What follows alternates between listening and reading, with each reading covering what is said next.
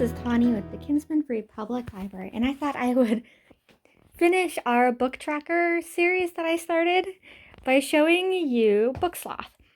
BookSloth has an adorable little mascot, which is obviously a sloth, it's really cute. It's on all the loading screens and the app icon. He is adorable. It also is it's a very social app with a heavy community component where you can get book recommendations and just talk to other readers. It also will show you readers that are like you so that you can follow and get book recommendations just by kind of seeing what other people are reading. On your homepage, which is where we are at right now, you'll see suggested readers. So these are people that have read books very similar or want to read books very similar to what you yourself have added, as well as showing you some of the stuff that you've added to your list yourself. Under the Discover tab, there was our little sloth. It's going to show you books that are either coming out soon or that the app is planning on adding to its catalog.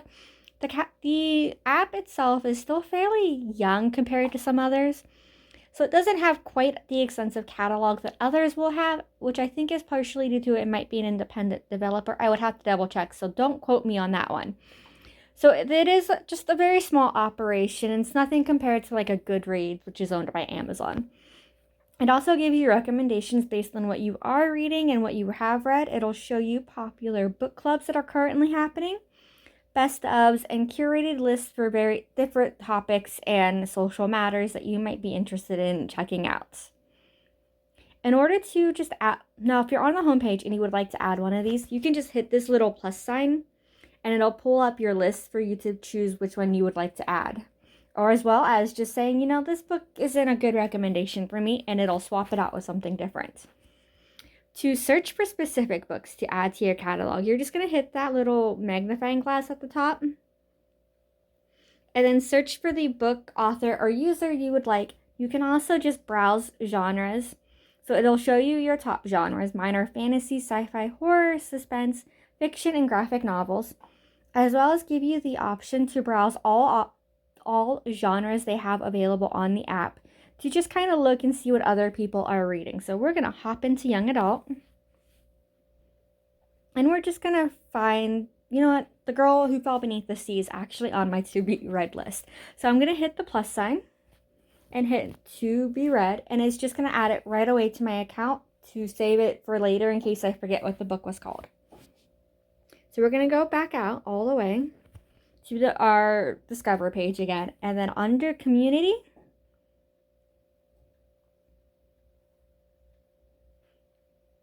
it's going to show you all the different message boards. So all will obviously be everything. It'll be book recommendations, chats, questions, just about anything you can think of.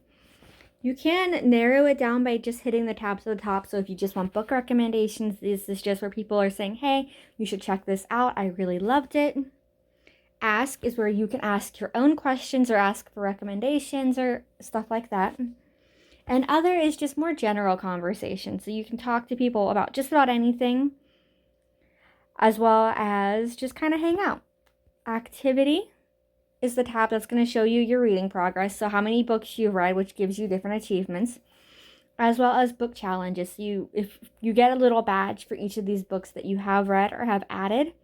I have read some of these, I just haven't added them yet, so that's why now mine are darkened in. But you do get these cute little badges that show that you have read these books. And then under your profile, it's all your lists. So here's my to be read, some of the books that I've added, as well as books that I have read. And it just shows you that for everybody to kind of come and see as long as you are a public profile. You can also download your data if you would like, and I do believe under settings, it will give you the option to import your books from Goodreads.